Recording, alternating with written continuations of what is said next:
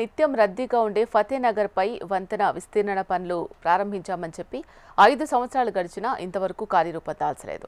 అసలే ఇరుకుగా ఉండే ఈ పై వంతెన ఇప్పుడు శిథిలావస్థకు చేరింది. ఇప్పుడు ఏం జరుగుతుందో తెలియని పరిస్థితి.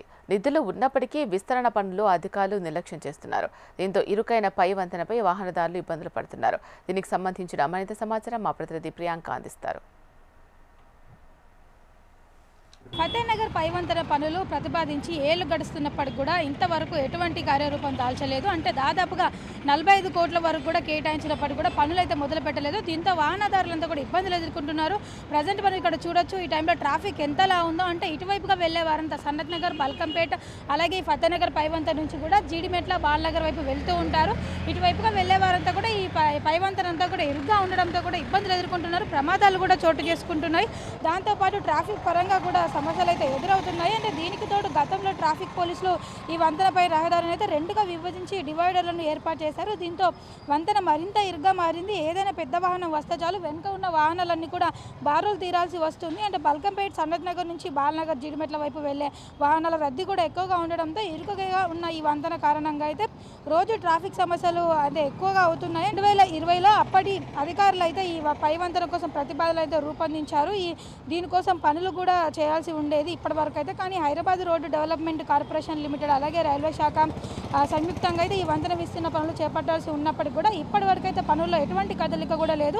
దాంతోపాటు చూసుకున్నట్లయితే కూడా అంటే ఫతేనగర్ వంతెన విస్తీర్ణంతో పాటు సన్నత్ నగర్, బాలనగర్ అండర్ పాస్ రహదారి నిర్మాణం కోసం గతంలో కూడా 100 కోట్లు అయితే కేటాయించారు. ఇందులో 45 కోట్ల వరకు కూడా వంతెన విస్తీర్ణ పనులు వినియోగించాలని కూడా నిర్ణయించారు. రైల్వే శాఖకు చెందించాల్సిన నిధులను కూడా కేటాయించారు. అయితే ప్రస్తుతం ఉన్న పై వంతెన మాత్రం ఎటువంటి నష్టం కలగకుండా నిర్మించాలని అయితే ప్రణాళికలు అయితే రూపొందించారు అధికారులు. ఫతేనగర్, బల్కంపేటను సంబంధించి కూడా 3 వైపులా ఉండే ఈ వంతెనకు అదనంగా మరో 2 లేన్లు విస్తరించేందుకైతే ప్రతిపాదనలు కూడా సిద్ధం చేశారు.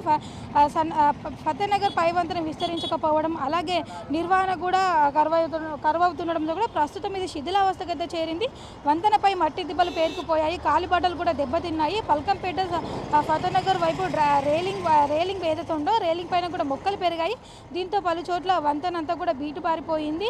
అయితే ఇటువైపుగా ప్రయాణించాలంటే కూడా ఇబ్బందికరమైన సిచ్యువేషన్ అయితే నెలకొంది.